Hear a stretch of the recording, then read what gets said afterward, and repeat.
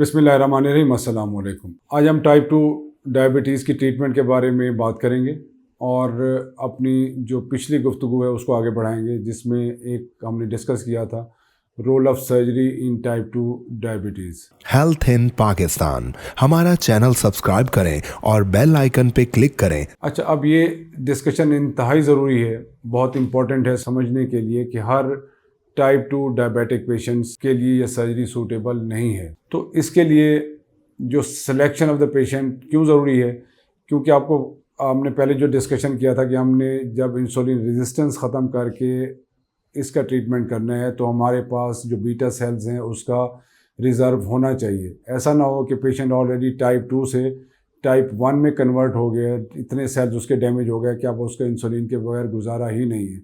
अगर हम उस पेशेंट में ये ऑपरेशन करेंगे तो उसके रिजल्ट्स हमें नहीं मिलेंगे। तो इसलिए जो सिलेक्शन ऑफ द पेशेंट है that is very very important. अब सिलेक्शन कैसे हो?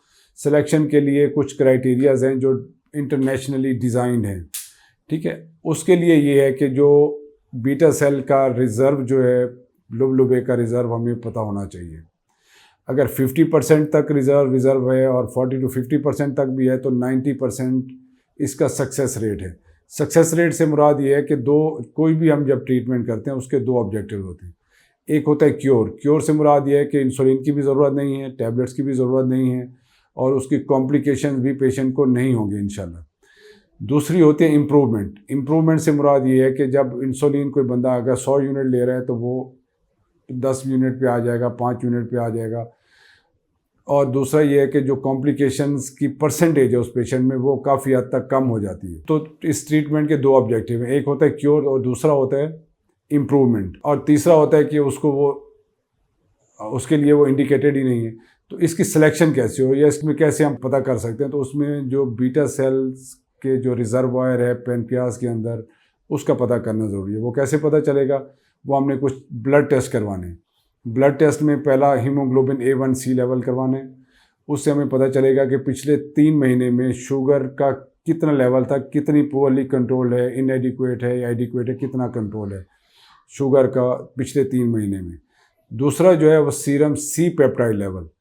सीरम सी पेप्टाइड वो हार्मोन है जो पेनक्रियास में बीटा सेल का रिजर्व बताता है। और तीसरा सीरम इंसुलिन लेवल। और इंसुलिन लेवल से भी डेफिनेटली वो जितनी इंसुलिन लुबा बना रहा है उसका लेवल आ जाएगा। तो इसका मतलब है कि उसमें अभी बीटा सेल का रिजर्व है जो कि इंसुलिन भी बना रहा है और सी पेप्टाइड लेवल भी एडिक्वेट है। और दूसरा ये है कि weight of the patient, BMI जो है पेशेंट का, वो 25 से जितना नीचे होता जाता है उतने सर्जरी के रिजल्ट्स डाउटफुल होते जाते हैं।